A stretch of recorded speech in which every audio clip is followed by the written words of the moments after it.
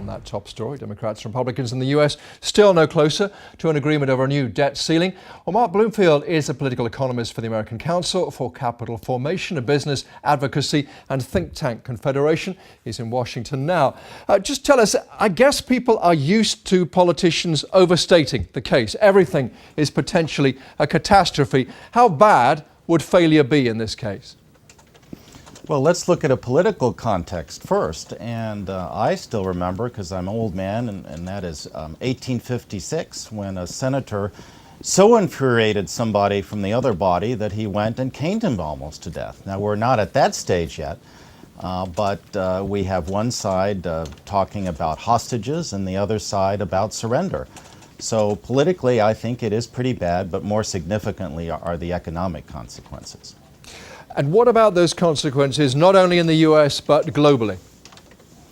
Well, let's talk about, the president, of course, talked about it being insane. The World Bank talked about, the IMF talked about it causing serious damage. The way I understand it is we're about ready to enter a very treacherous unknown with little upside for the economies of the world.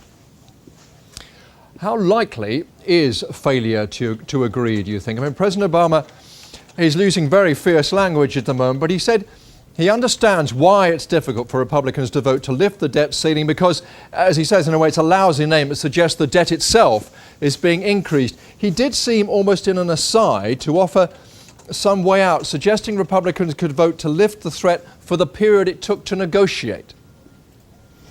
Well, it's a complete unknown, and if I were a combination of Warren Buffett, the president's confidant and the advisor to the Republican Party, I wouldn't be here. I would fulfill these roles.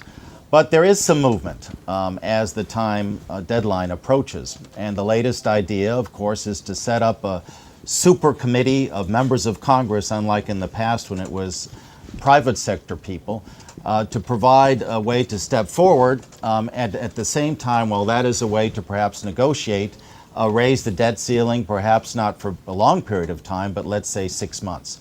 So there's a ray of hope there. Mark Bloomfield of the American Council for Capital Formation. I think we'll be talking again. Thank you very much.